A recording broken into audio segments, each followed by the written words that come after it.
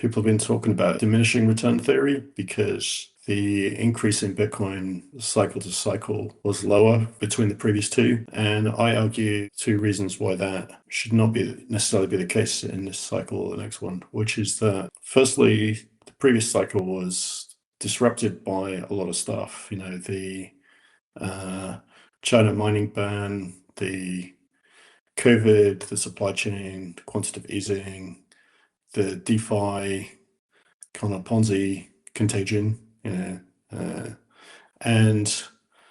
so I'd say that the previous cycle was a kind of one-off event, and you shouldn't like draw too much inference from that. And then the other thing is that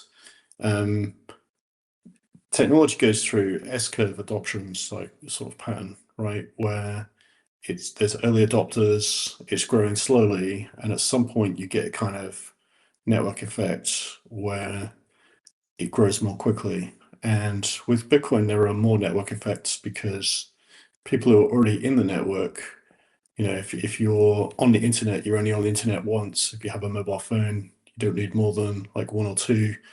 But with Bitcoin, people get more enthusiastic because they see other people getting involved, and then they go and buy more at a higher price. So you get the kind of network effect of people getting more conviction, I guess, right?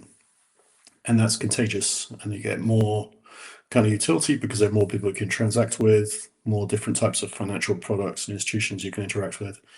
So I'm thinking it could be an interesting cycle or two here coming up, because we might get to see breaking the gold parity, taking some of the shine off gold, and disproving the diminishing return theory to the upside. Let me break this down for my fellow Bitcoiners. In just 8 weeks, I've seen a serious shift. More strength, more energy, and fast muscle gains. The reason? FITSCRIPT.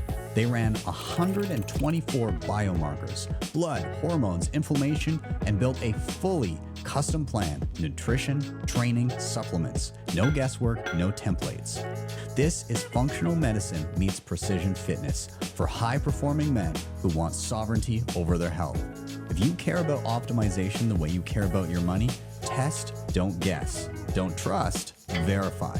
Hit the link in the description or scan the QR code on the screen to check out FITSCRIPT and see what's possible.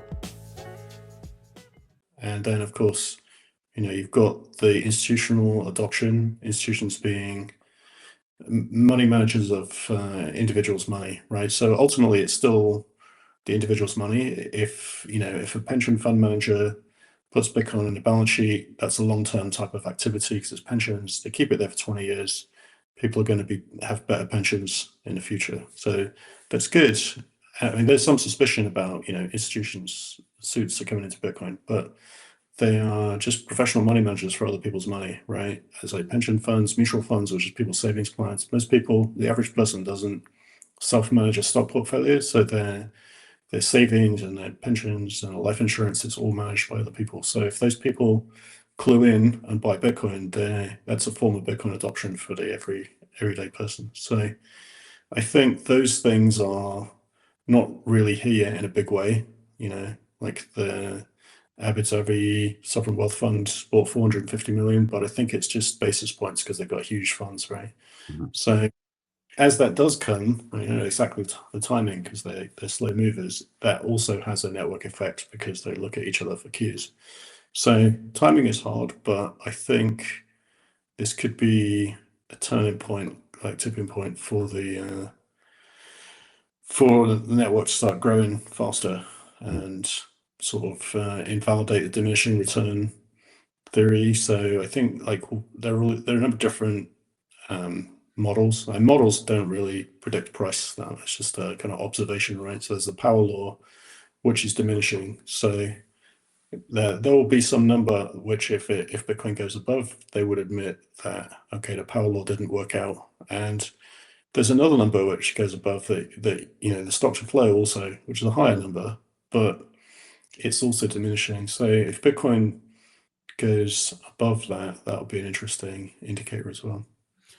So I've got a few questions to queue up here, and I know I can see Eric's just burning with some topics to touch on here too. But there's a few things I wanted to ask. Okay, so you were talking about last cycle, kind of being like a one-off. There, a number of things contributing to, a diminishing return that time around. You mentioned the China mining ban.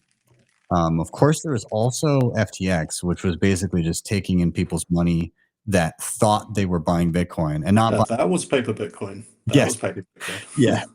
And what I'm curious is, what do you think had the bigger effect that cycle? The mining ban and miners having to move all their stuff all around and all that, or FTX just pretending to buy Bitcoin but buying Bahamas real estate?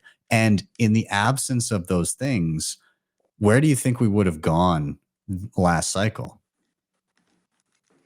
Well, I thought we would have gone over 100,000 easily last cycle, if not for all that stuff. And yeah, I'm not sure. I mean, the problem with the people got too cute in doing high risk stuff and selling it to average people as low risk when it wasn't. And so, and those funds were like exposed to each other. So when one failed, it was like a real dominoes, they all fell over, right? So it's like a DeFi contagion. So I mean, some of it was CeFi, like Genesis had taken user Bitcoin from Gemini Exchange, their own program, and they were using it in the GBTC ARB, so the closed-ended pre-ETF thing, which had a premium. You got locked up for 12 months, later 6 months. So there was a nice ARB where you could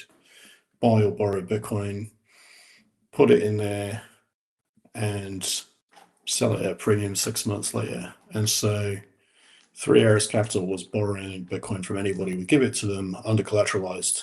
And so when that turned around, you get a bear market and the premium became a discount, all that leverage trade got liquidated. Three Arrows went bankrupt.